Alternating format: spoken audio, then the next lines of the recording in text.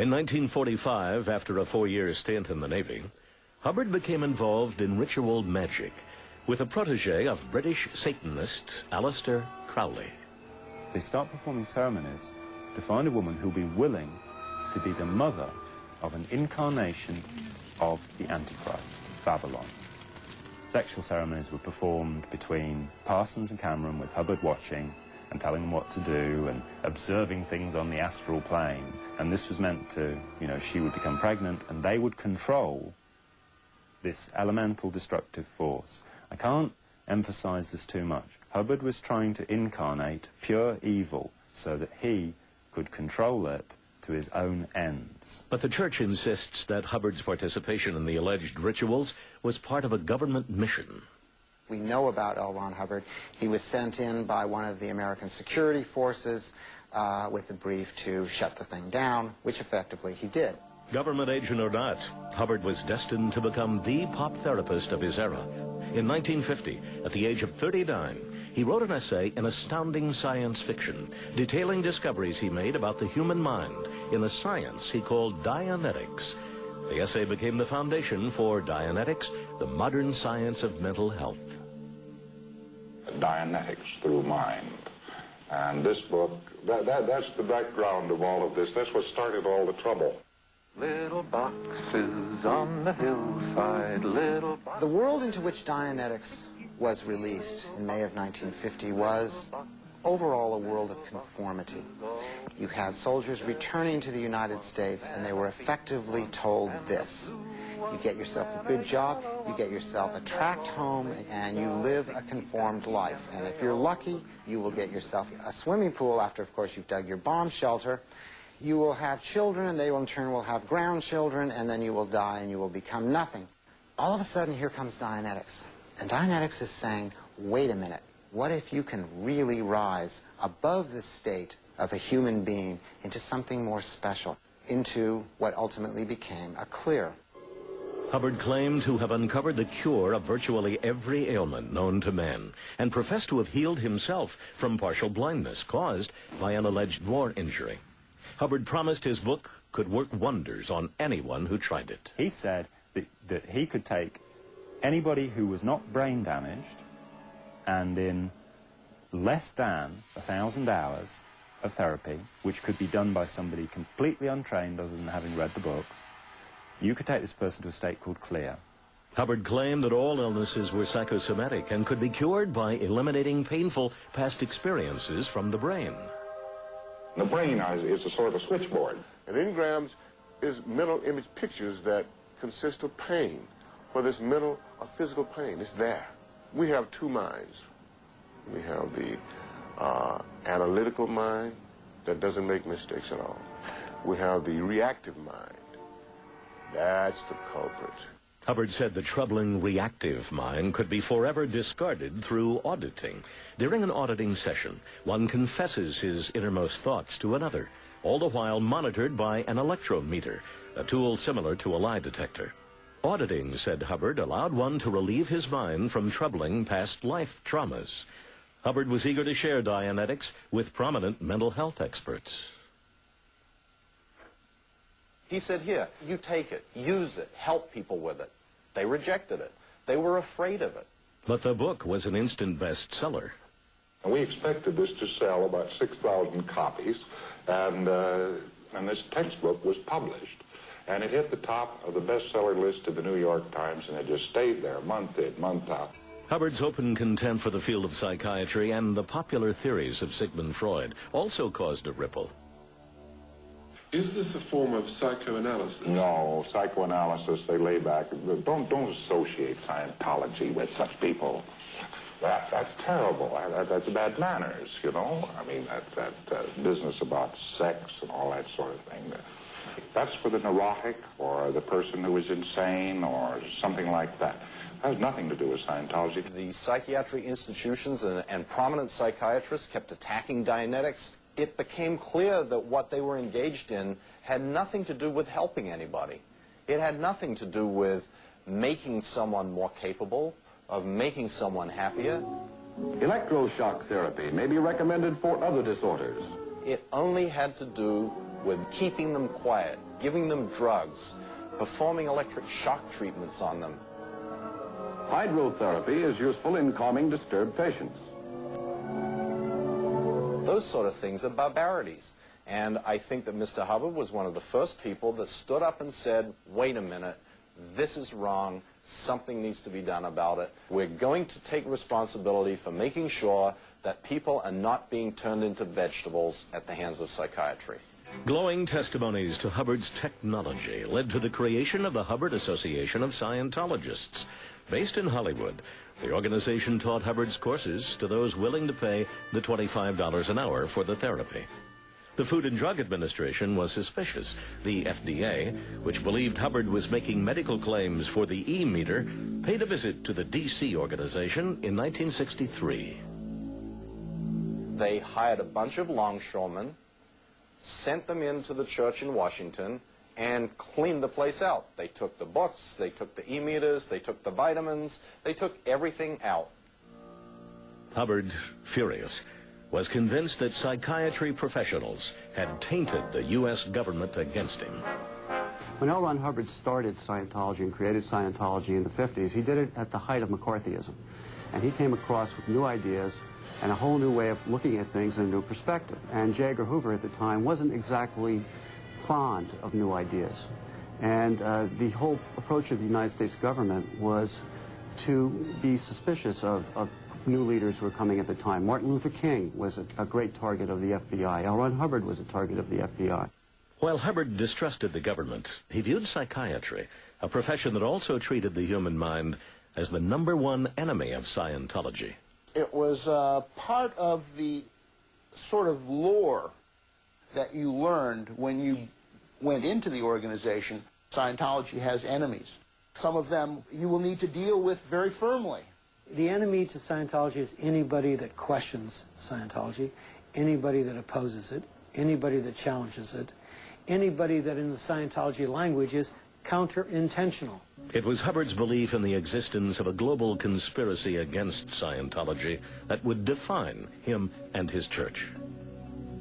L. Ron said that you have to fight back against your oppressor. If you don't, he will gain strength and more strength and more strength and wipe you out. When we return, L. Ron Hubbard feels the heat of the IRS and takes to the sea.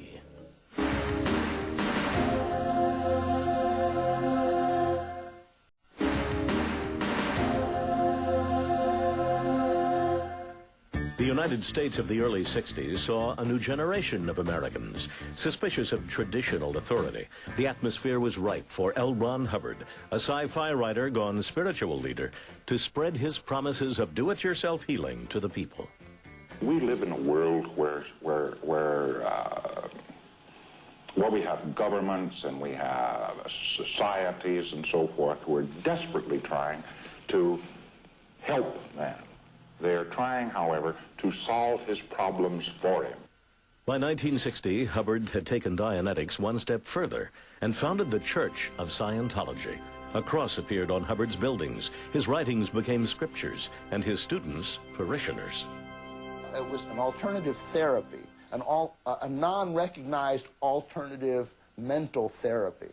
But Hubbard actually made us start wearing ministers' uniforms and put up the trappings of religion around so that the IRS would get off his case. But Hubbard contended that since his work dealt with man as spirit separate from his body, he had entered the realm of religion. We have a 2,000-year history of man as a spirit, whereas we only have less than a century of considering simply mud. And therefore, my study is more traditional than most philosophies. Hubbard and his upstart religion provoked contempt. Hubbard had been kicking over rocks and exposing things, and the government didn't like him, and the communists didn't like him, and Nixon didn't like him, and he had all these big enemies. The church outlined these enemies in its publication, Freedom magazine. Freedom proudly published exposés on bizarre psychiatric practices, including what it called psychiatric work camps in South Africa and a strange deep sleep therapy in England. He talked about the secret program that was being conducted by the intelligence community using psychiatrists called MK Ultra that we finally found out about it, but it was using drugs and hypnosis in order to create, in essence, a Manchurian candidate. While Hubbard went after the government went after him. In 1967, the IRS revoked the Church of Scientology's tax exemption, stating that Scientology was a commercial, not religious organization. Hubbard lived in luxury and was suspected of skimming huge sums of money from the church. He immediately became the subject of an IRS probe into his financial dealings. Outraged, Hubbard began penning a number of policy letters on how to deal with Scientology's enemies. The fair game policy refers to utterly destroying any critics, that a Scientologist can do whatever is required to destroy a critic. And the fair game policy is one of the policy letters in that series of documents that also include how to conduct a noisy investigation, black propaganda. In the Manual of Justice, he writes, the purpose of the lawsuit is not to harass, but to destroy.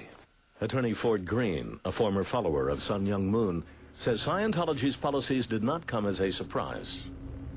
All cults draw a dichotomy between those on the inside and those on the outside, where those on the outside are lesser people and are treated by a whole different system of morality that can justify misconduct from cheating, lying, to killing. Scientology calls it fair game. The Unification Church can call it heavenly deception. It became misinterpreted. And what it said was that if someone has left the Church of Scientology, or if someone is directly attacking the Church of Scientology, that person no longer has recourse to the internal ethics and justice procedures within the church. It was canceled. But for PR reasons, because it had been being misinterpreted. But ex-members claim that the militaristic policies remained. You have to understand that the mentality of the organization is that it's first of all, it's built on a military model. It's not a religious model.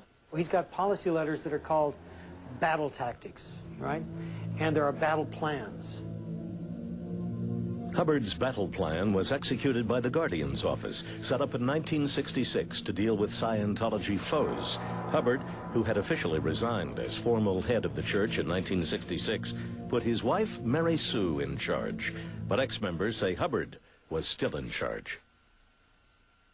They were L. Ron Hubbard's intelligence agency. That was their purpose. And indeed, an intelligence specialist in the U.S. has said that they were as effective as the CIA. In 1973, the Guardian's office implemented a program known as Operation Snow White. The group began to use the Freedom of Information Act to access government files, and it proved federal agencies were circulating lies about the church. He dreamed up a conspiracy to explain all this problem, and he created a top-secret program called Snow White to uncover and find the source of this conspiracy. But Scientology did indeed uncover some bizarre documents in government files. At one point, there was a document that said, aha, we have discovered Timothy Leary knows a man called Alfred Hubbard. Alfred Hubbard obviously is L. Ron Hubbard. Therefore, perhaps L. Ron Hubbard is really Timothy Leary, and that there is money from LSD being channeled into the Church of Scientology. I mean, this is how absurd these reports were. There was this constant barrage of assaults coming from these government agencies. So the Guardian's office was set up in order to deal with those external-facing matters of the church. The target of media scrutiny and under investigation by tax authorities, Scientology's founder evaded growing hostility against him by purchasing a yacht and taking to sea. He went off to begin a project of further research. He took with him a few very dedicated members of the religion, which became the nucleus of what we now know today as the Sea Organization. The most dedicated members of the religion are members of the Sea Organization. They dedicate their entire lives to accomplishing the goals and objectives of Scientology. It's the people who sign a billion-year contract to come back lifetime after lifetime serving Hubbard. On the ship, Hubbard enhanced his bridge to total freedom, creating new levels above that of clear. Hubbard acquired more ships to accommodate the sea organization. The secrecy surrounding Hubbard's mini flotilla did not help Scientology's reputation abroad. Not only had to leave the United States, he finally had to leave the United Kingdom, and then he was kicked out of Greece. He couldn't even land his ship after a while. The animosity culminated in Portugal in 1975.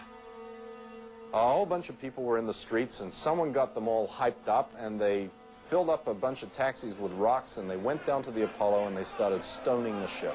It was a time of incredible upheaval and upset and people in the streets, and this rumor went around. It went like wildfire. Pretty soon you're seeing on walls in the harbors, Apollo equals CIA, Apollo equals CIA. Frankly, we all thought it was pretty amusing. Like, the last people in the world to be accused of the CIA, of being the CIA is the Church of Scientology. We had been in a pitched battle with the CIA since 1950. After the incident, Hubbard returned to land, determined to uncover the source of the hostility against Scientology. What do you do when you're under assault? What do you do when you're being attacked by the biggest governments in the world? And this is not paranoia. How do you respond? How do you deal with it? Yes, there were a number of directives that were written. Ultimately, when you're in a battle with the United States government, for an example, if it's simply a war of attrition, there's no doubt who's going to win a war of attrition. And the war was just beginning. When investigative reports returns, the Church of Scientology does battle with the FBI and an author who dares to attack their motives.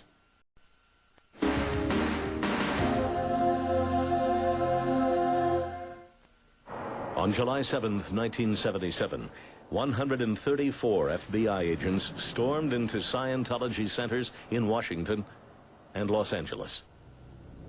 We hit the front page of every newspaper in the country at that time. At an official press conference, the church claimed that its stance against the obscure Alaskan mental health bill had made it a target of the White House. We put out a publication, and Richard Nixon, who was vice president at that time, was in favor of this bill. And we attacked the bill and said that it's totally oppressive. And within 2 days, the Secret Service burst into our church and threatened us never to use Nixon's name again, and that they were sent here on express orders of Richard Nixon. So we're not a quiet group. It was revealed that the Church of Scientology was one of the top targets of the Nixon White House and was on the infamous Nixon enemies list, the White House list. But the raids revealed that Operation Snow White had gone too far. Members of the Guardian's office, in an attempt to prove a conspiracy against the church, had been robbing government files and infiltrating federal agencies. They started burglarizing government files, burglarizing media files, burglarizing psychiatrist files. And one of the intelligence boys walked off and told the story to the Department of Justice, which had begun to piece some things together. Several top Scientologists were arrested. Hubbard's wife, Mary Sue, was among those jailed for the crimes. Suddenly, this was no longer just a little thing on the side that some people were doing, like meditation and chanting. This was something that was taking on the federal government, taking on the media, taking on professionals, taking on judges, and that's when Hubbard became the focus. But Hubbard had vanished. After the raid of 77, Hubbard went into serious hiding. He was at one point hiding at a place between Los Angeles and Palm Springs out there on the edge of the desert. Back in Los Angeles, church officials were dealing with a public relations nightmare. With the raid of 77, they got all of our files. They got our secret packs. They got the stuff that we studied. They began to get the directives regarding how this is all done. So suddenly, the Magic Act was gone. Most damaging were files showing that the church waged war on its critics by dead agenting them. And now dead agenting somebody means making them not be credible anymore by reason of showing the world the dirt, the real dirt on them. He wrote at one point, investigate those who attack us, make it as rough as possible, spread lurid lies. One example of this policy captured the media's attention. The FBI discovered Scientology's documents explaining what they were doing to Paulette Cooper and how they were doing it. In 1971, Cooper had written The Scandal of Scientology. She was the first person who ever wrote a book critical of Scientology, and in furtherance of their opportunistic policy of retribution called fair game, set her up. Operation Freakout was used to intimidate Cooper. An anonymous letter was sent to all the tenants of the apartment block she was in, I think it was something like 200 people, saying that she was a child molester. They also hired a private investigator to go to her door and put a gun to her head. Unloaded, but pulled the trigger. The final trick was somebody somehow got her fingerprints on a piece of paper, and they then wrote a bomb threat on this piece of paper and sent it to an Israeli embassy. So the FBI were around there and arrested her. Paulette Cooper was driven very, very close to the brink of a total nervous breakdown by what happened to her. Really, it was a pretty stupid thing to do. But they stepped outside the law. They were thrown out of the church. Paulette Cooper refused to be interviewed for this program, citing fears of harassment by Scientology. The church claimed Hubbard knew nothing of Operation Freakout and promised it was restructuring the church. There was a reorganization that took place in order to structure the church so that nothing like that could ever happen again. What happened in 1982 was that Church of Scientology expelled something like 600 members. And we were told, as you'll probably remember, that we weren't allowed to talk to these people. The bad press had damaged the church, which many began to describe as a cult. The 80s found the anti-cult movement flourishing. The shocking images of Jim Jones and hundreds of his followers dead from cyanide-laced Kool-Aid, still fresh in the American psyche. The sensational treatment of the incident alarmed Scientology. Jim Jones and his activity was really a fairly mainstream Christian church. They weren't some weird gang that was, you know, just being invented by a Johnny-come-lately. They were Christian. Now, what happened to them? I don't know. But I know what happened in the world as a result of what happened in Jonestown, which was you had the new N-word, the C word. Jonestown, cult. Cult, bad. Cult, Scientology. The word cult can be used, and you can imply there's a huge threat. You can imply that suddenly this organization has got its tentacles everywhere. Was the Church of Scientology a cult or a religion? In 1982, the city of Clearwater called official hearings on the matter. The church was accused of plotting to take over the city. Ex-members came forward to recount their horror stories about the church. At the hearings, former Sea Organization Captain Scott Mayer spoke about life on the ship with Hubbard. We all heard him from time to time screaming and yelling on the ship at somebody. He had an incredibly fierce temper. Anybody at any time could be put down in the bilges, put up on the rails and tossed overboard. I mean, somebody would fish him out, but it was mostly the humiliation factor of being, you know, like the old walking the plank. Supposed illegal activities on board the ships were also revealed. Telex transmissions were used to set up fund smuggling, and he had a couple $1 million in the strongbox right on the Apollo. The notion that Scientology was a dangerous cult was furthered by bizarre tales about the Rehabilitation Project Force, a discipline program where Sea Organization members perform hard labor. You can make any religion sound really dumb. Suppose you said there's a cult in which the members of this cult, the Christian cult, they go around and they eat a biscuit, which they say is the body of their God, and they drink wine, which they say is the blood of their God, and this is a ritual. You could make this sound absurd. What's happened with Scientology is that it's become like the representative demon cult. But was Scientology a sect that endangered its own devotees, or an unjustly demonized emerging religion? The policies of the church were now coming under increasing scrutiny, and the critics want some definitive answers from its founder, L. Ron Hubbard. But where was he?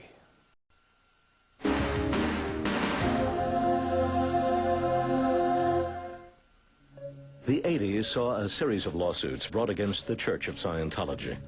Ex-members united, claiming they had been lied to and bilked out of millions of dollars. In 1985, an ex-Scientologist was awarded $39 million after she claimed the church had falsely promised to improve her eyesight. Thousands of Scientologists converged on Portland to protest the verdict. I just don't see why something that has such a good intention is being so persecuted. I mean, in my 10 years, I've never had to come out to this degree. Church members were fervent. I'm going to call my boss Monday morning and tell him that my religion is being attacked. Scientology works, and we want everybody on the planet to know that. The verdict was eventually overturned. That was a big changing point in our group, and Portland was pivotal. The case raised questions about the prices the church charges for its courses. There are people who spent millions of dollars who didn't have millions of dollars. There are people who left Scientology 10 years ago who are still paying back the money they borrowed to do it. There is a range of services that the church offers and provides which go from free to costing some money, depending on how one is stationed and what one wishes to do. The books are charged for more or less normal rate that books are charged for. For the courses and auditing services, donations are requested. I don't have a problem with that. They need to survive. Everybody needs to survive. Plus, you put a value on something, that's just never been an issue for me. If people didn't want it, if it wasn't helping them lead better lives, they wouldn't pay for it. Scientology was proving persistent in its battles. In the 80s, the church continued its fight with the IRS. We co-founded the National Coalition of IRS Whistleblowers, and this gave a forum to these former IRS agents and also people who worked in other areas of government who knew about IRS crimes or dirty tricks. And throughout all of this, not a word from L. Ron Hubbard. In fact, in 1982, Hubbard's estranged son claimed his father was dead. When's the last time you saw him? September 1959. Everybody else, I haven't seen him since March 1980. There's got to be more to it than that. You're taking this to court. Well, I think we have enough evidence to show that he is probably dead, but of course we don't have his body. The church moved fast to defuse the rumor. The Church of Scientology today produced what it called evidence to quell rumors that its founder, L. Ron Hubbard, is dead.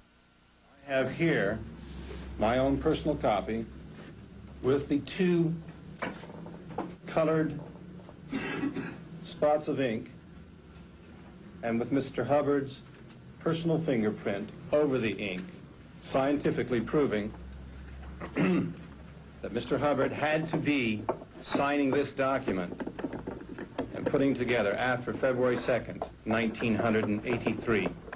Church officials also produced greetings from Hubbard. With inexorable promptitude, 1983 is upon us. Is that Ron Hubbard? You bet your life.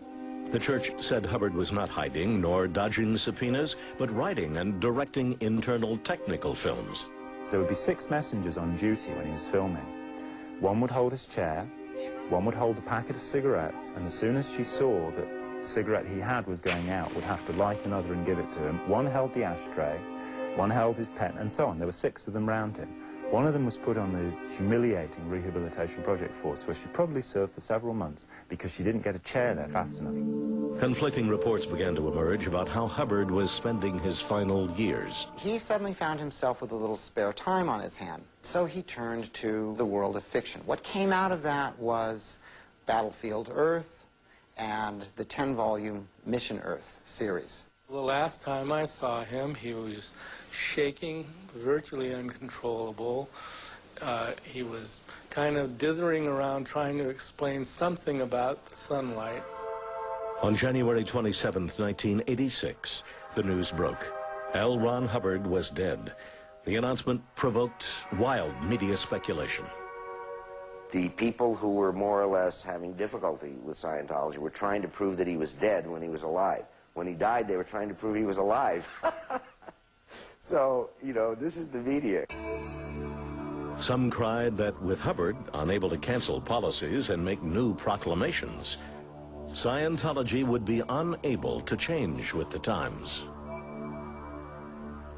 According to Scientology's definitions, Scripture is what was written and spoken by L. Ron Hubbard. It can't change. Scientology's policies and practices are written in stone. We will not allow it to become aberrated. We will not change it. If it ain't broke, don't fix it. To Scientologists who believe in reincarnation, the news was hopeful. The last thing that was really wanted was for Hubbard to be sort of dead, like a mortal man. So something had to be dreamed up. And so what was dreamed up was that he had moved on to a new level of research. Despite the ridicule by outsiders, Scientologists were certain Hubbard had merely discarded his body to move on to the next level of research. Hubbard had achieved his goal, to operate at a state outside the body. A being is a being. He is a spirit, and he actually can exist independent of his body. This is one of the more interesting discoveries in Scientology. The charismatic leader of the Church of Scientology had passed on. Could Scientology outlive its founder?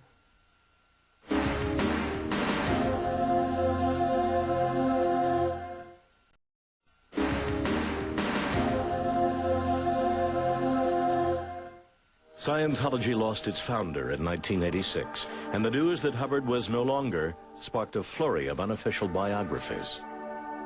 I knew that there was some question mark over L. Ron Hubbard's background. The church presents a picture of L. Ron Hubbard as being a very extraordinary individual and was almost prepared, rather in the manner of Jesus Christ, to become this extraordinary guru. We have with us Russell Miller, the author of The Barefaced Messiah. Now, the church says that he was born into a distinguished naval family. It's a lie. The church says he was an explorer. It's a lie. The church says that he was a war hero. It's a lie. He was a bigamist. He was a child abductor. And in the later stages of his life, he descended into the classic symptoms of paranoid schizophrenia. Isn't this totally to discredit the history as published of the life of Ron Hubbard, and therefore to discredit the church totally? I know for a fact that the people in his book, and I've read it, are all people who are not active Scientologists. How on earth can you give a balanced picture? Practicing Scientologists were mystified by the attacks on their hero. Did Thomas Jefferson have affairs, or did he not have affairs? Does that change the Declaration of Independence and the Constitution? The question is, what is the work? What is the legacy? And I believe that what Hubbard said about life and living this is helpful and can improve the conditions of life. I don't much care whether he was a man, woman, black, white, Asian, Hispanic. I really don't care. And I mean that. I actually don't care. Miller claimed he was a victim of fair game for his tough portrayal of Hubbard. I had a call from the police saying that I'd been identified as a suspect in the murder of a private detective in South London, a man who'd been stabbed. I said, I think I know what's going on, and I explained to them that I suspected the Church of Scientology or a over-enthusiastic Scientologist had fingered me for this crime. The church sought injunctions to stop the book, which was never published in America. A number of lawyers commented that life was too short to litigate against the Church of Scientology because of what the church puts lawyers through who go up against it. They have told me on several occasions, we make life rough for people who sue us. The media ignored those warnings and began covering Scientology with a vengeance.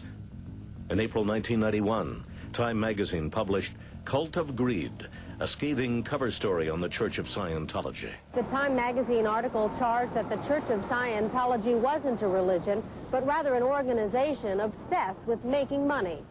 The relentless article called Hubbard a lying flim-flam man, accused the church of mind control, and contended that the church's parent organization was squirreling away over $400 million in offshore bank accounts.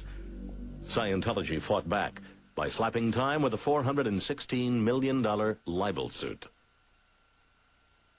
After our cover story, the church launched a multi-million-dollar ad campaign smearing me and smearing Time magazine.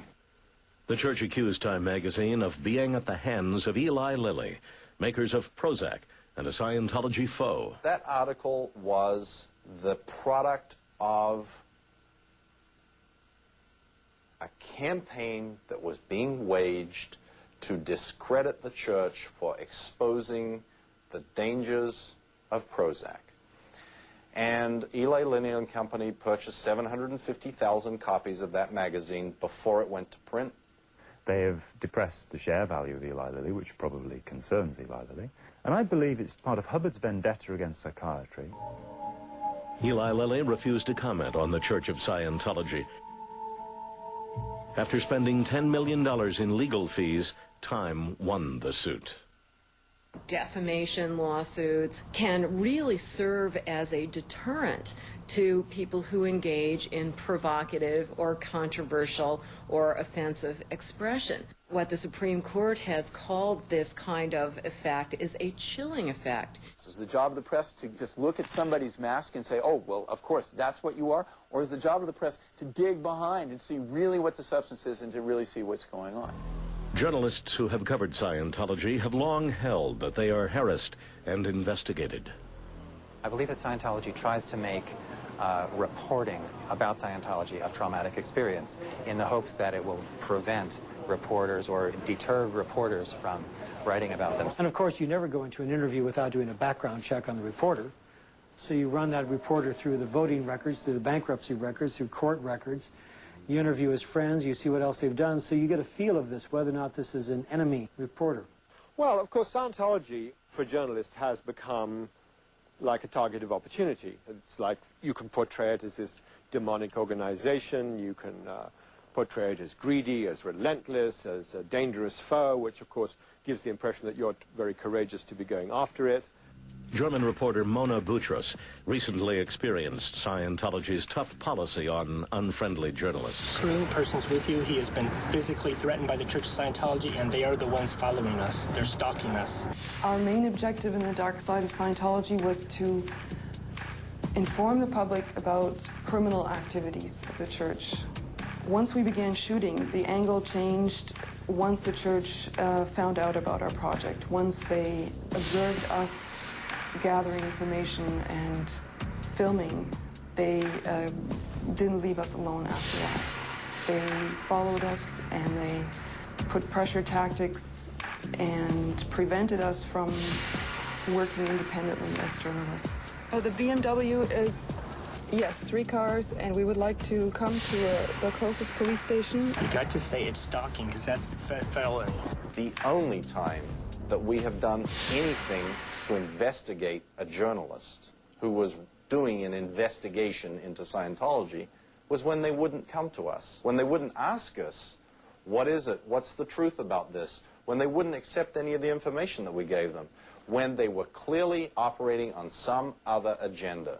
Now, when someone like that shows up and they feel like they have the right to be digging around and investigating and finding out all the dirt and stuff that they can dig up to put in a story about us, I see nothing wrong with going and investigating what is it that's motivating them. Who said that a journalist is immune from someone looking into their methods and activities? Despite the possible headaches of covering Scientology, an interest in getting the inside story persists, leading to undercover investigations by reporters who delight in provoking the church. I'm not going to lie and say I had a completely open mind. I mean, I thought, because I noticed the scam working, as soon as I walked in the door, them making a play for my credit card. I'm an introductory to Dianetics graduate. I got my hands around those cans of that e-meter, and baby, my needle floated. It floated good. The church says the cynicism comes from a media in search of the sensational. The media's interest in 3-headed babies and people that have been impregnated by outer space UFO aliens, because I think it's very easy for the media, particularly people that are doing a short program or writing a short story, there's something they've got to bang out in a couple of hours, to take and try and reduce things to sound bites. And because Scientology doesn't reduce to a soundbite, it just doesn't lend itself to media coverage. It doesn't lend itself to some kind of accurate treatment. We're not just blank. Scientology often expresses frustration with the press and has taken to conducting its own investigations, publishing them in Scientology magazines. From our perspective, the more you know, the less likely you are to be victimized, the less likely you are to become a target, to actually be safe. In 1991, the church utilized national newspapers to air their gripes with the IRS. We figured, you know, we're not going to get the IRS any more upset with us than they already are. So we published a series of ads in USA Today, and they documented the fact that the IRS was, in fact, abusing all sorts of people. I mean, you know, when the Scientology goes after an institution, they don't just pick on little guys, as people might. I mean, they pick on the IRS because they obviously wanted tax-exempt status. They thought they deserved it. Scientology continues to utilize media channels to make its opinions known, but the organization is still notorious for pestering critics. When this program goes out, I can assure the producer of this program and the network that they will get exactly the same happening to them as happening to them. Absolutely, it's a promise, I guarantee it. The Church of Scientology recently launched a multi-million-dollar public relations blitz. Church leadership says it's aimed at increasing membership and promoting its unique programs. Critics say it's merely an attempt to counter the growing negative publicity surrounding the church. In our next hour, we hear from current and former Scientologists as they speak out passionately about the church and its members. Also, a rare interview with a man who is now the group's spiritual leader as he prepares his flock for the 21st century. I'm Bill Curtis. Stay tuned. Since its emergence in the 1950s, the Church of Scientology has been a source of great fascination. It has spent many of those years at war with the U.S. government, the press, and portions of the public. But behind the headlines are real people who have experienced Scientology firsthand. In this second hour of a special A&E presentation of investigative reports, we heard directly from those who remain members of the church and from those who have now left it. As you will see, their stories vary dramatically. Remember, whatever you do it to yourself. Well, it was a period in my life when I was having all kinds of different marital and adjustment problems. I went to visit a friend of mine, and he had changed remarkably since I had seen him the last time, and he was raving about Scientology and pointing at this chart on the wall of how you can, at this point, you have this ability, and up here you have the ability to, you know, exteriorize, and it's this whole progression thing that kind of interested me. Well, actually, I had a boyfriend who was a Scientologist, and he brought me down to Celebrity Center, and I had a tour, and I looked around, and I said, oh, this is nice, you know, and I signed up and I did a basic course. I went through 9 years of Scientology as a client of the organization. I paid them a lot of money, and they, in turn, gave me something back. I remember there was a time when I couldn't look at people. I couldn't look people in the eye. I was very sort of withdrawn, and, you know, and you sort of get the skill, and you drill it, and you become better and better at it. And you were taught to sit and have eye contact with another individual for hours on end. I'm talking not move, not blink, not twitch, not sweat, not anything for 2 hours at a stretch. And that's to pass one of these drills. When I have received the Scientology or Dianetics auditing, I experienced a similar thing, a freedom, and in getting back in touch with myself and my actual views and opinions with which I can go back into life and do better. I felt great, and I got rid of some stuff that I didn't realize that I was dragging around. And I said, whoa, I think I'll become a Scientologist. You get a lot of things out of Scientology that are workable up to a certain point, and that's when he sets the hook. And you find yourself on a series of upper-level OT levels wherein you're not able to discuss your case with anybody else. You know, you're supposed to be acquiring superhuman powers. You're really not. It's emotional blackmail. The idea is that this is a whole spectrum of ability that goes all the way up to telekinesis, that you can move things, people, with your mind. But in the beginning, you have to just drag them. I hadn't seen my band in about 3 months, and we went to Zurich, Switzerland. And I came in, and they looked at me real weird. I said, man, something's different about you. You look younger. This look in your eye. And of course, I was eager to tell somebody. If you had a problem, you came talk to me, I could what we call reg you, sign you up for something. Hubbard's techniques are, it doesn't matter, just tell them you can solve it. I was becoming increasingly worried about the high cost of Scientology. You know, we were up paying, you know, $200 per hour for counseling, which seemed excessive to me. You know, as professional therapists probably charge $50 to $100. What I would do is I would just say, what do I want to do next? You know, and I would say, well, I want to do that next. That sounds like something I would be interested in. And then I would just, you know, gradually pay on it, and before you know it, you've got it paid. I became a Sea Org member, and from there on, I was 24-hour-a-day Scientologist. I had no personal life. I lived in Scientology buildings. I was fed by Scientology. I was paid my $17.50 a week when I got paid at all. In 1979, I was put in the rehabilitation project force because I made a joke about one of Hubbard's policies. RPF stands for Rehabilitation Project Force. It is a program that is exclusively for the benefit of Sea Organization members. If they are stressed out, if they're not doing well on their job, if they're having problems, have them do menial type work and 5 hours a day of auditing and Scientology training. It's a fabulous program. I was locked in a chicken wire cage that was in the basement of the Fort Harrison Hotel, where there's just huge boilers and dripping pipes, real gothic, you know, kind of scene. They came banging on the door one night, early morning at 4 a.m. once, and they took my wife.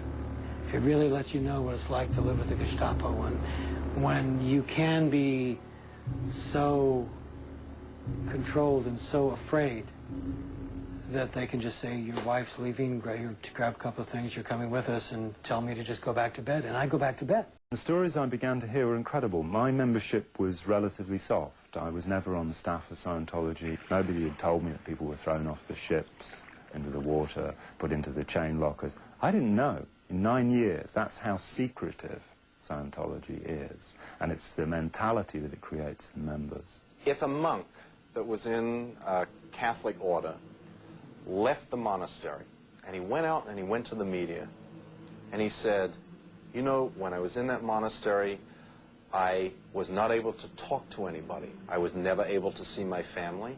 I had to sleep on a bed of straw or on concrete. I got woken up 7 times a night to say prayers. Do you think that if someone went out with those sort of allegations to the media, that anybody would give them even the time of day?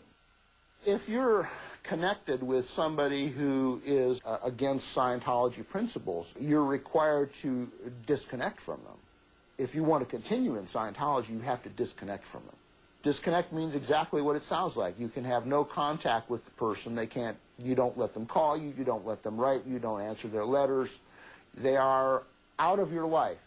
If you have someone who is antagonistic to you and your objectives in life, and you are unable to get that person to stop being antagonistic towards doing that, then you have 2 choices.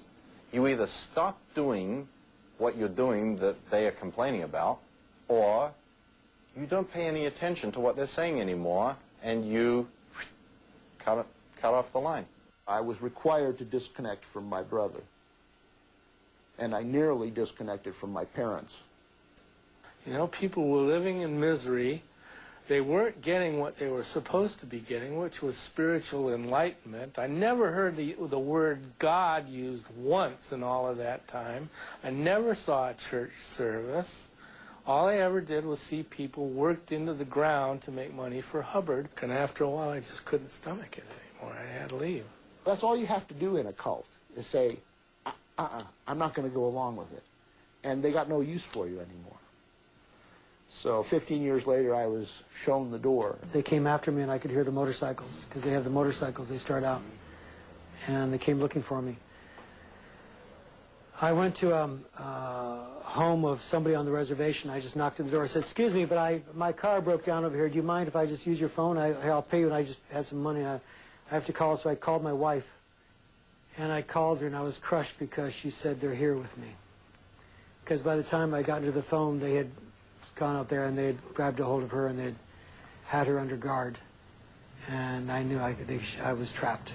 They let me call a cab, and as I got out of the cab, there was one of the guards in one of the trucks behind me. He says, "Hi, Vaughn." And I said, "Just get away from me," and I made it into the motel. I knew they wouldn't try to physically drag me out. They don't do that. It's always coercion. They smiled, everything's going to be fine, come on back, etc. And so I was talked back in. And that's why I make this comparison to the drug addict and the alcoholic. You know, yeah, we'll talk about your alcohol problem. Here, have a drink. Let's talk about it. I had 2 children. My oldest and my youngest children were living with me. The oldest had signed a Sea Org contract at age 9. I said, do you want to stay or do you want to come with me? I'm leaving Scientology. She decided she wanted to stay, and it took her another year to get out of there, and she almost didn't. It gets inside people. It saturates people. In a study of cults done by Conway and Siegelman in the US, they studied 1,000 ex-cult members, and at the end, they said Scientology has the most debilitating set of rituals of any cult in America. They reckoned that recovery time, unassisted, for somebody who left Scientology would average 12.5 years. It's like getting on a boat, pushing off from shore, and not even knowing what's out there, and not even knowing if there's an edge of the world you might fall off. But all you know is I would rather die on the open seas and die a free man than die inside that organization with what I've come to see is just complete totalitarian mind control. Yeah, I mean, I made it through Vietnam. I've made it through more. I should have been dead years ago. If I go now, I go now.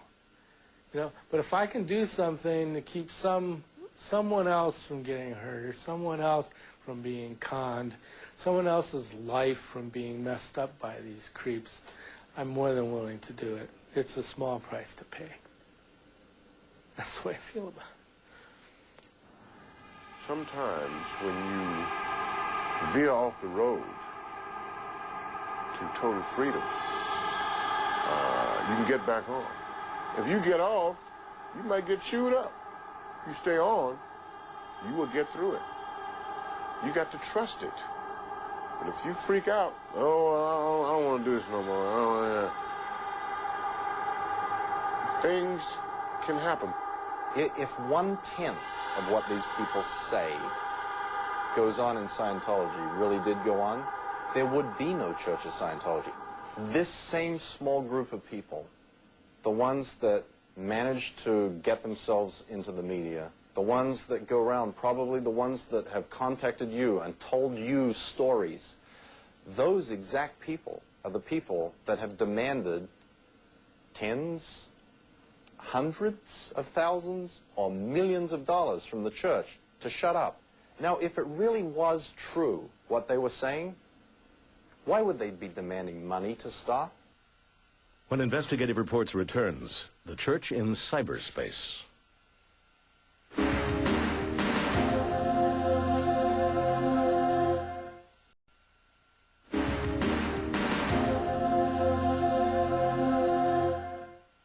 The 90s brought with it a new challenge for the Church of Scientology in the form of the Internet. The Internet has been a disaster for Scientology. Netizens, or people who spend a lot of time on the net, have a particular Wild West attitude towards the First Amendment.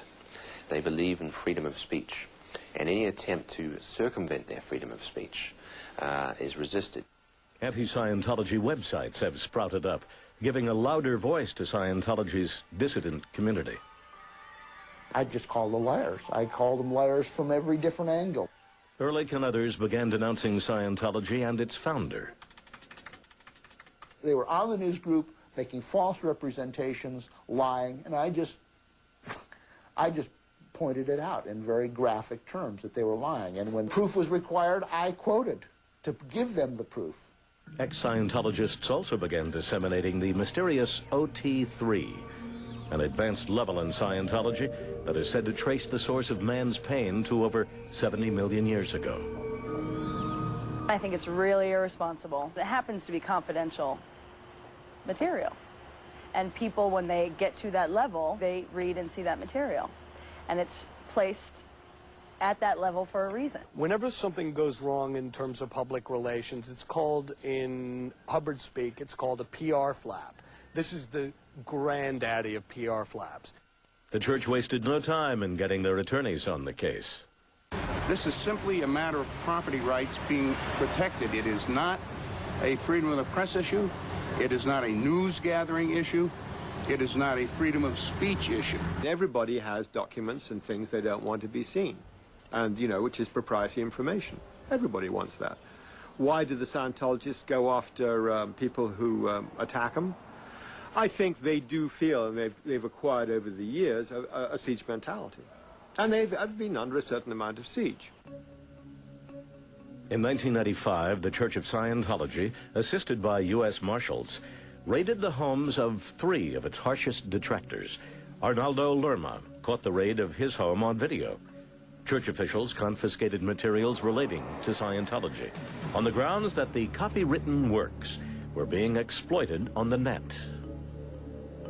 Your court order permitting you to be the substitute custodian for this search and seizure? If you want to see the court order, you can. They went through my house, cupboard by cupboard. They went through my computer, file by file. They copied whatever they wanted off of my computer. They copied my hard disk. They deleted whatever they wanted off my hard disk.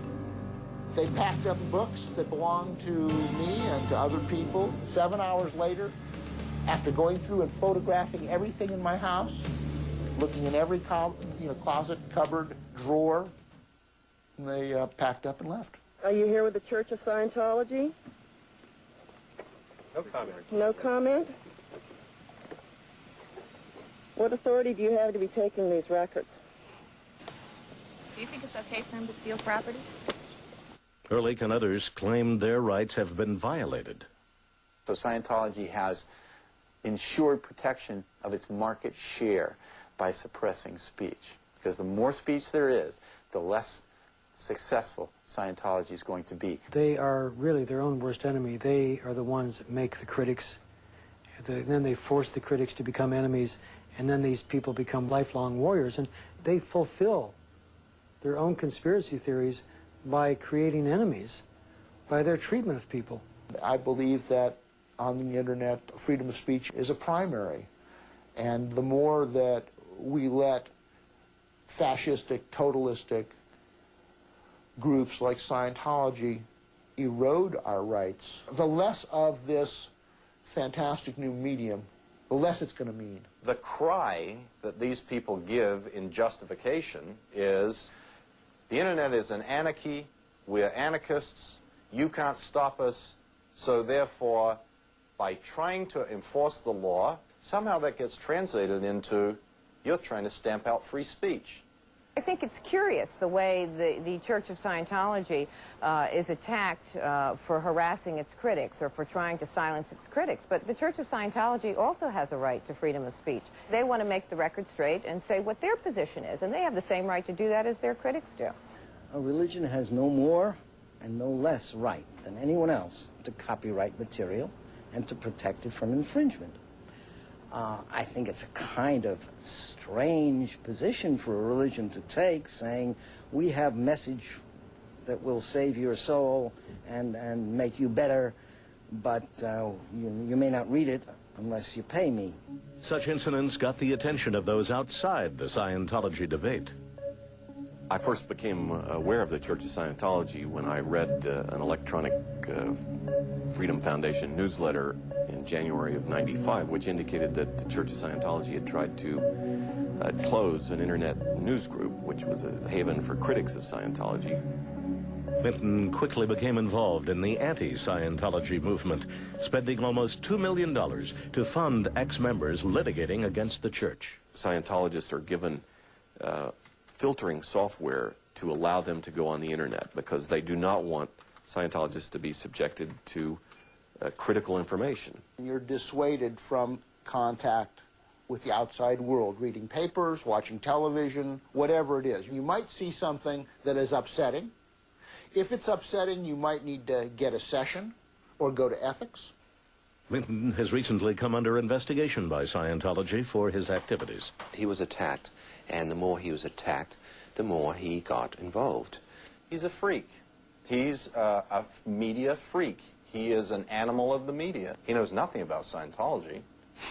He doesn't have a clue. He's never been in a Church of Scientology until I invited him in to sit down and talk to him to see if I could find out what his beef was. They have hate, basically, at the core of this cult, masquerading in the form of love. Scientology detractors hope that leaking secret materials on the web will discourage church membership. The internet will be to Scientology what Vietnam was to the United States. It's going to be a battle that they can't win. The trade secrets that they're trying to protect, all that science fiction, space opera stuff at the end of the road, it's already on the hard drives of millions of people. In other words, the cat's out of the bag. So anybody that cares to investigate this organization are just a few keystrokes away from finding the truth, and it's out there. While those opposed to Scientology are busy recounting their stories on the internet, the church continues the intense effort to tell its story. When we return, a mission the Scientologists say will save the world.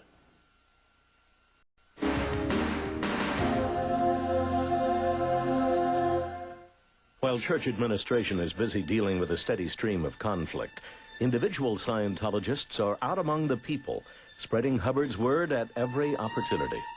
Well, you know, the aims of Scientology are civilization without war, without criminals, without insanity, where the able can prosper, where honest beings have rights, and man is free to rise to greater heights. I get relief every time I hear those words, because that's the world I want. You know, for my son and for my family and for myself and for everybody. You know, it's an ideal scene. At the heart of this missionary zeal is the Scientologist's belief that his religion is the best, perhaps only way, to rescue a planet in danger. Life on planet Earth is not a real happy place, and yet we're all immortal spiritual beings. If something is not done to improve the quality of life, I think there will be more drugs, I think there will be more sad and upset and messed up people, and more criminals and more inequities in the society. We've got to turn the situation around if life means anything to you. Scientology-supported drug and literacy programs are multiplying around the country. I'd like people to know that the activities of the church are helping millions of people around the world every day. There are a lot of people who have found something that helps them, and that help is available to anybody who would like to have it. Scientology says the programs, which use books written by Hubbard, are secular. Skeptics call them recruitment fronts that hide their ties to the church. We can become a drug rehabilitation program. We've got nothing to do with religion. We become pious priests. You're threatening my freedom of religion. We can become educational programs. Oh, we're just here to help your son learn to read. We can become all those things, but really all it is just one master plan to infiltrate all of these areas according to Hubbard's doctrine, and you become whatever it needs to become to protect it and infiltrate it and take it over. Narconon, a drug rehab program with ties to Scientology, has recently come under scrutiny. Scientology was collecting money from local school boards and also collecting money from corporations and businesses and using that money to finance their lectures in the schools, which promoted the Purification Rundown, which is a religious practice in the Church of Scientology. It's not a religious program. It's not a religious organization. It's not run by the church. It's very supported by the church. Narconon recently set up shop inside the Ensenada State Prison, a Mexican penitentiary where inmates have easy access to heroin. The program, run by Joe Domingo, son of famed tenor Placido Domingo, utilizes Hubbard's drug technology to help prisoners kick drugs. Inmates help build saunas at the prison in order to utilize Narconon's Purification Rundown. I was a heroin addict, and I had a long-term heroin addiction, and a problem with substance abuse, and went to jail 3 times, tried other programs, almost died, basically, and the Narconon program saved my life. Despite the church's involvement in these social programs, critics still say the motives are sinister. I don't know of any church anywhere who would want to get its base of members murderers and rapists and criminals. That doesn't make any sense. And me being a Scientologist, I have a very strong desire to help these people and to help the problem, because there's such a problem. But I don't know that I want to fill my church up with, you know. If you go out and voluntarily help 1,000 people in the inner city to learn how to read, there's some people in the world that have to find something wrong with that. They have to figure out how there's something wrong. So you know what they say? Ha! That's just all a trick. It's all a front group. It's all just to get these people into the Church of Scientology. Well, you know what? It isn't. The church's learning programs have often been scrutinized by outsiders. Practicing Scientologists swear by Hubbard's technology. I've used this study technology for 23 years. Prior to that, I was, I think I was your average guy as far as what one knows from what they learned in school. It gives you a kind of confidence and a braveness. Almost no subject matter seems unstudyable. I'm a jet pilot 7 times over, meaning I have 7 separate licenses to fly jets, because I'm not afraid to ask the right questions to understand fully what I'm studying. I'll be the President of the United States today. Isaac Hayes is the spokesperson for the World Literacy Crusade. Do whatever you want to do. If a building is on fire and my child is on the 2nd or 3rd floor, do you care? You think I care about who comes save my child? We're just simply talking about saving lives. And some people try to confuse the issues. Oh, don't take that stuff because they're going to try to make you become a Scientologist. No, no, no, no, no. What if the people down there really got something out of what they learned in learning how to read, and they wanted to find out more? They wanted to find out if there was something else that was written by L. Ron Hubbard that might help them. The Pope has an agenda to spread Catholicism to all the people that he can reach. I think Scientology, like any other religious group, believes that it has a mission to spread their truth as they perceive it. Your emotions, your personality, they're just chemical reactions. Man is nothing more than a brain. A brain!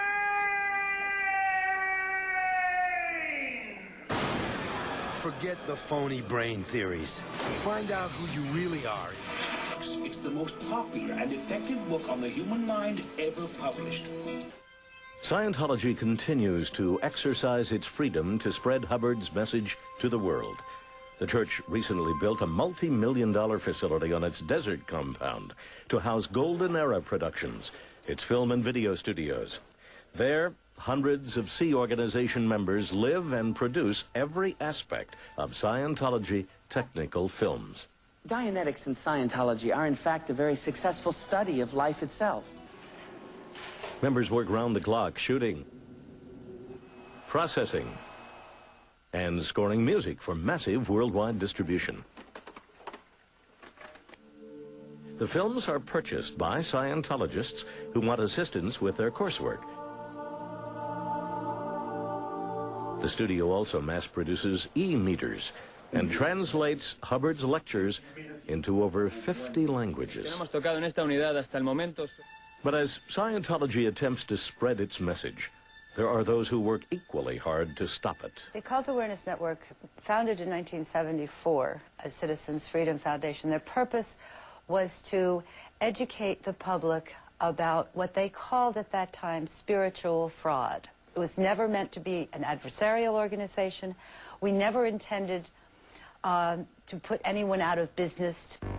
Ken had for years criticized Scientology and provided so-called deprogrammers to parents desperate to bring their children out of cults.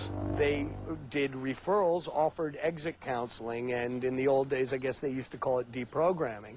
Of course, like psychiatry, Ken became a mortal enemy of Scientology.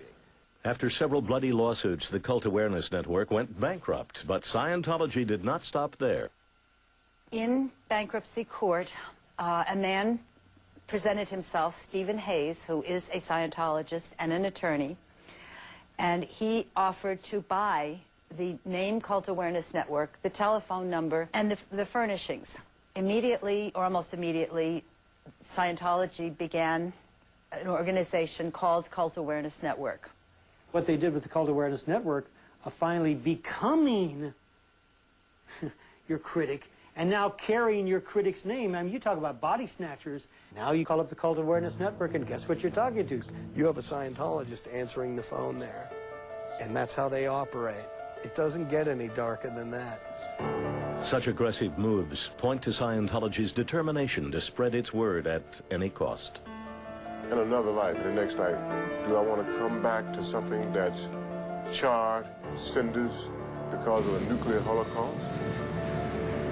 Or do you think I'm going to come back to a world where crime and violence has been escalated enormously? No. So if we want to save it, we need to work now. We're racing against the clock. Next, why celebrities are so important to the Scientology movement. When we come back, how fame and stardom are used to promote a religion worldwide.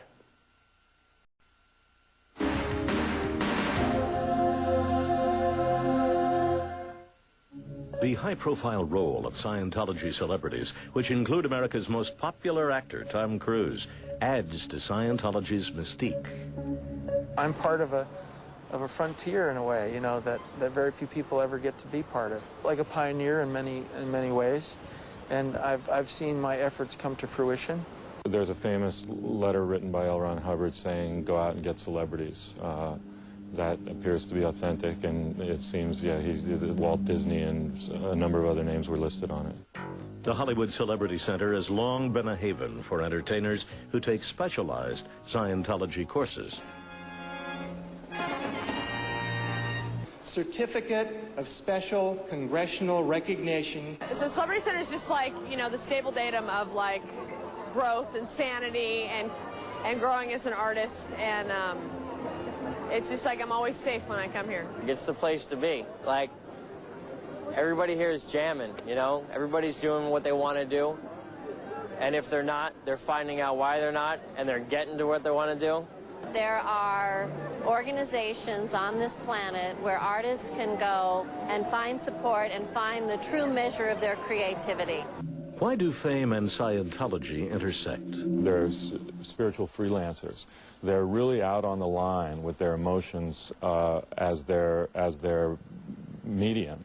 And it's an insecure profession for both practical reasons and emotional reasons. We're one of the few groups, let's say, that really cares about the survival of Hollywood in the way it should be. Not only from the cleanliness of the streets of Hollywood, but to the kind of profile that one imagines Hollywood could be or should be. Well, it's like a cult within a cult, you know. You have the cult of celebrity, and you have the cult of Scientology, and you've got a perfect match. What's sad, what's really sad about this is that when, you know, the public at large sees John Travolta on national television, you know, thanking L. Ron Hubbard at a Golden Globe Award ceremony, or attributing his success to Scientology, and then they see that this guy's got planes, he's got, you know, sports cars, he's got it all. People automatically think, hey, maybe I can too. Those who go against the status quo and stand up for their beliefs usually comes under scrutiny. And we as entertainers, I feel, and this is a personal belief here, I feel I have a responsibility as to how I live my life, because people of note, they influence people. Celebrity members are offended by the insinuation that they are pawns of the church. My fans respect me, and if I thought that I was giving them something that was detrimental to their survival, I wouldn't do it. I would not do it. And it would be remiss if I didn't share this.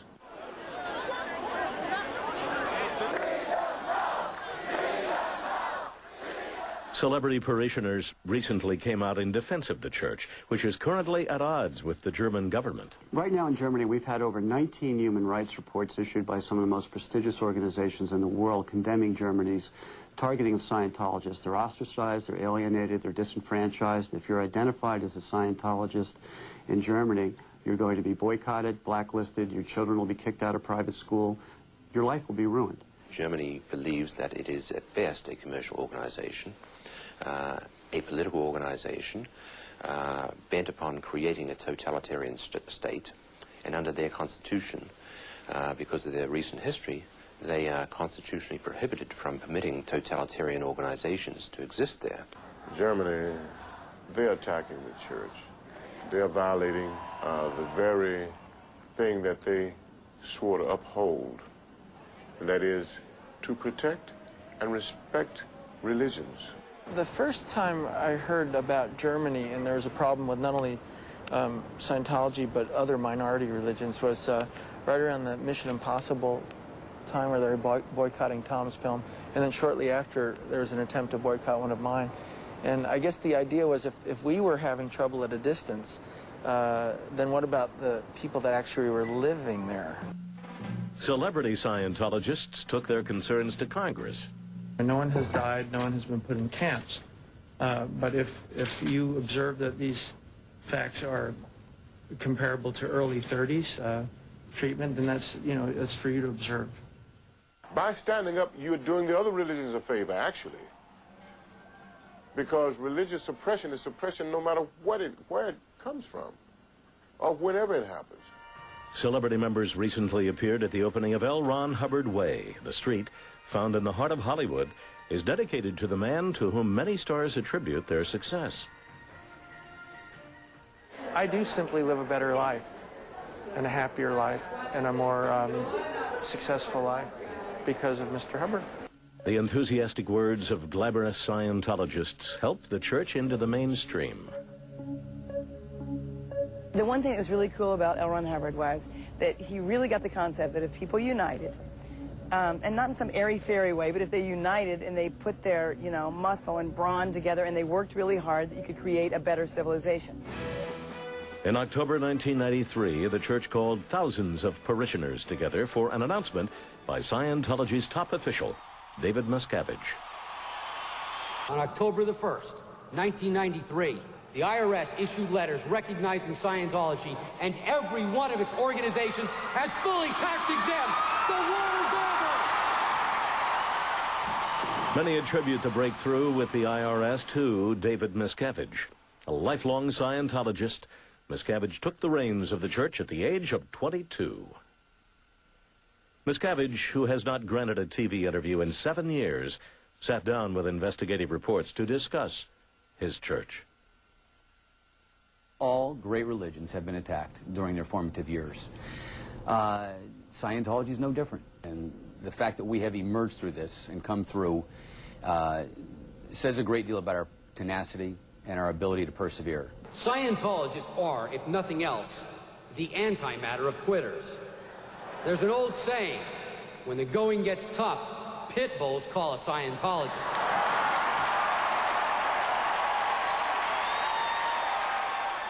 In any war, there's casualties on both sides.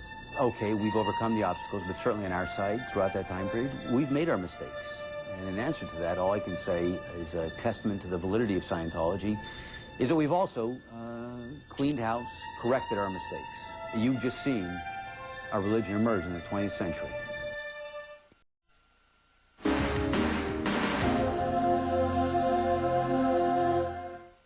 Over its rocky 45-year history, Scientology has driven for mainstream acceptance. People have been searching for thousands of years for spiritual release and freedom, and what we have in Scientology is the answer. How to achieve that. ultimately the whole purpose is to help everybody else, and that's all it is.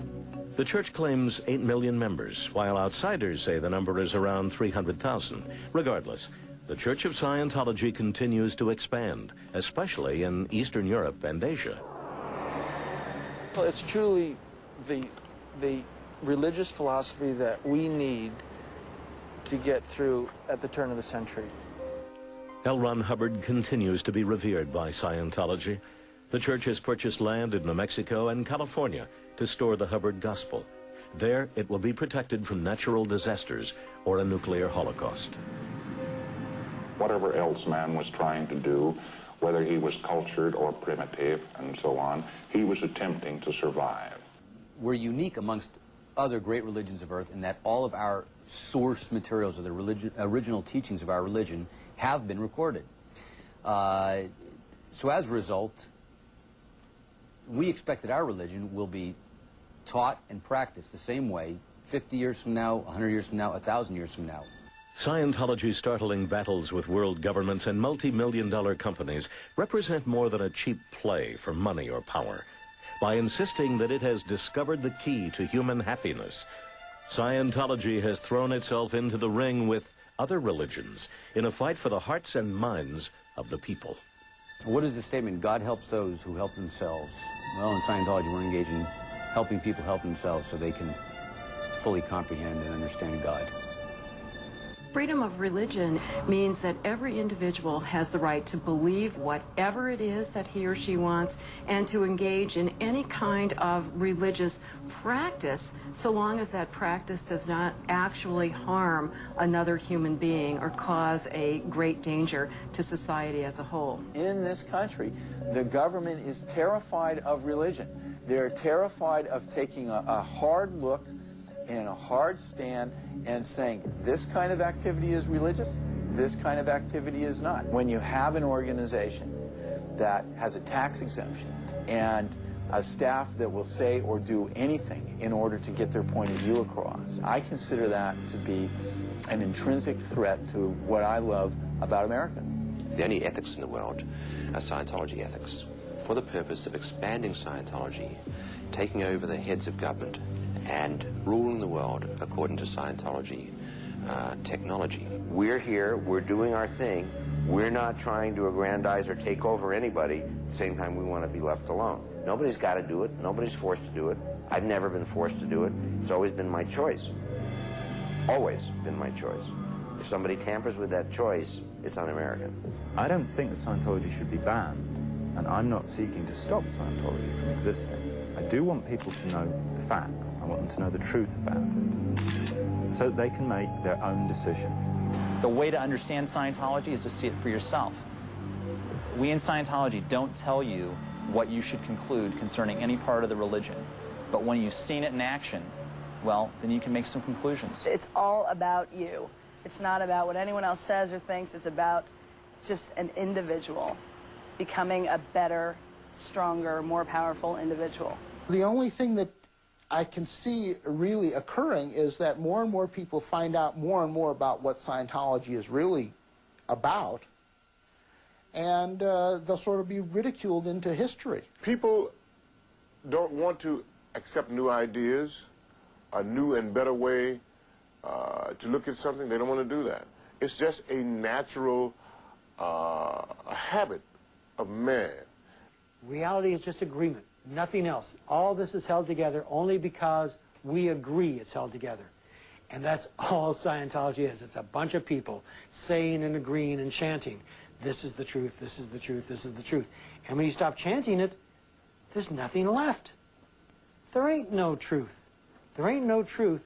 And suddenly you find out that the only way you can be a Scientologist is to not be a Scientologist. You don't have to come into Scientology. You don't have to participate in it. You don't have to do anything. You don't have to do anything you don't want to. But if you're looking for answers, there are a lot of answers in Scientology. The aim and goal of Scientology is to take an individual and put them in a position where they can confront their own problems and solve their own problems, and so bring themselves up by their own bootstraps. Probably my favorite concept of L. Ron Hubbard's is a world without criminality, a world without war, and a world without insanity. And I know of no other group that their goals are that clear. We want a clear planet. And what do I mean by clear? To totally eradicate the reactive mind. And that brings you to a state of clear. When you truly understand or have found the answers to life itself, and you truly understand the nature of the spirit, what flows from that are all the answers. The advances in the sciences are monumental. They're mind-boggling. What about a similar advance in the field of spiritualism or religion? Why not? Scientology, we believe, is a point where science and religion are truly met. Scientology is for an able guy like you or like me, able to function in life, able to make his own way, does his work, and so forth. All right, that's the man that should be helped. With Hubbard's word as their guide, Scientologists fan across the globe, resolved to clear the planet for everyone. While the U.S. now views Scientology as a religion, that is not the case in other countries where the church has attempted to establish itself. Germany, as we briefly reported, is one. It has taken the official view that Scientology is not only not a religion, but an enterprise out to bilk its members of money. The German government has also said the Scientologists are a threat to democracy. The Scientologists have charged the Germans of using Nazi tactics and of practicing religious persecution.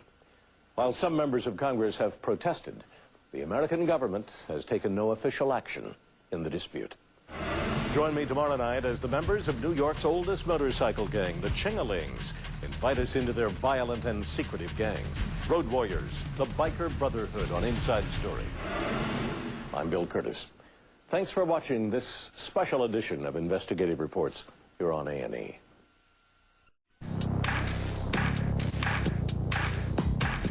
Now you can own a video cassette of this program. Call 1-800-423-1212 and you'll receive the program you've just seen for only $19.95 plus shipping and handling.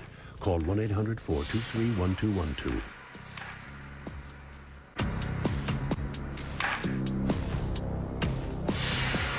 Assault, sex, drugs, and drinking. A hell-on-wheels motorcycle gang in New York City. On Inside Story.